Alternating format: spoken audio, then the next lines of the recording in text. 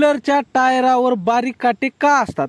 आपण कधी नवीन bike, scooter किंवा सायकल घेतली असेल तर त्याच्या टायराच्या बाजूला अगदी बारीक बारीक बरेचसे काट्यासारखे तुकडे दिसले असतील.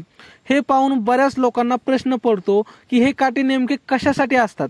हे फक्त शोभेसाठी नाहीत, तर त्यामागे टायर बनवण्याच्या प्रक्रियेचं एक शास्त्र आहे.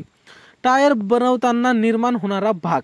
टायर कारखान्यात मोल्डिंग मशीनमध्ये गरम रबर टाकून तयार केला जातो.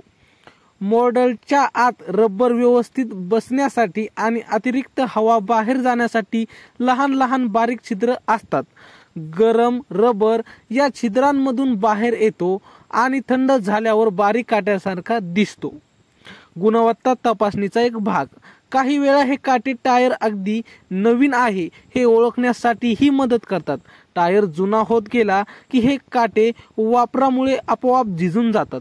त्यामुळे नवीन टायर खरेदी करताना हे काटे दिसणे म्हणजे तो टायर अद्याप वापरलेला नाही याची खात्री होते. टायराच्या ग्रिप किंवा परफॉर्मन्ससाठी नाहीत.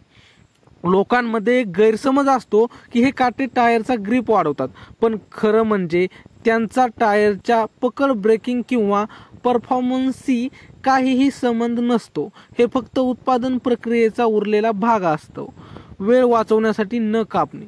टायर बनवल्यानंतर हे काटे वेगळे कापून काढले जाऊ शकतात, पण ते केल्याने उत्पादन खर्च आणि वेळ दोन्ही वाढतात. त्यामुळे बहुतांश कंपन्या ते तसेच ठेवतात.